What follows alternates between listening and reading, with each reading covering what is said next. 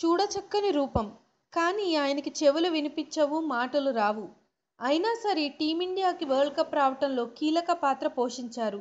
Team India deaf and dumb cricket కెప్టెన్గా వ్యవహరించిన ఆయన వరల్డ్ కప్ సాధించడంలో కీలక పాత్ర పోషించారు. క్రికెటరే కాదు, ఆయన ఓ నటుడు కూడా. నటుడిగా, క్రికెటర్గా ఆయన కన్నడ నాట సుపరిచితులే. ఆయన పేరే ధ్రువ్ శర్మ. మంగళవారం తెల్లవారుజామున ఆయన తుది శ్వాస విడిచారు.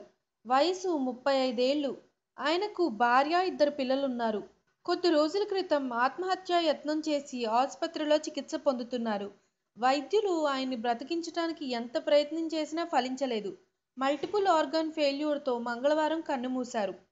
కాగా ఆయన తొలి చిత్రం స్నేహాంజలి సినిమా గిన్నిస్ రికార్డులకు ఎక్కింది. చెవిటి మ్యూగ వ్యక్తిని హీరోగా పెట్టి తీసిన తొలి చిత్రంగా గిన్నిస్ రికార్డుల్లో చోటు సంపాదించింది ఆయన సినిమా.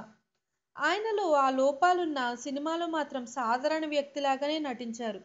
ఇక సెలబ్రిటీ క్రికెట్ లీగ్లోనూ ఆయన అత్యంత సన్నిహిత మిత్రుడైన కిచ్చా సుదీప్ నేతృత్వంలోని కర్ణాటక బుల్డోజర్స్కు ప్రాతినిధ్యం వహించారు ధ్రువ్ శర్మ. ఇటీవలే లూటీ, తిప్పాజీ సర్కిల్ వంటి చిత్రాల్లో ఆయన హీరోగా నటించారు. కాగా ఆయన తండ్రి డాక్టర్ శర్మ కూడా నటుడుగా కన్నడ ప్రేక్షకులకు సుపరిచితులే. కన్నడ టీవీ సీరియళ్లలో ఆయన నటించారు. ధ్రువ్ శర్మ మృతి పట్ల పలువురు నటులు ఆయన హఠాత్ మరణం పట్ల తీవ్ర దిగ్భ్రాంతి వ్యక్తం చేశారు.